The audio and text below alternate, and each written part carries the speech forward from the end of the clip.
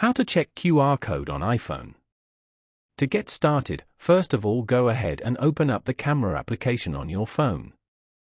The camera app has a built-in feature to automatically scan and recognize QR codes. Now, simply point your camera directly at the QR code you wish to scan.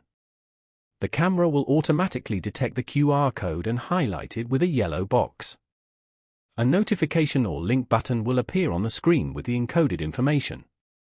In this case, a button to open the link in Chrome is displayed. Tap on it as shown. You will then be redirected to the website or content linked within the QR code.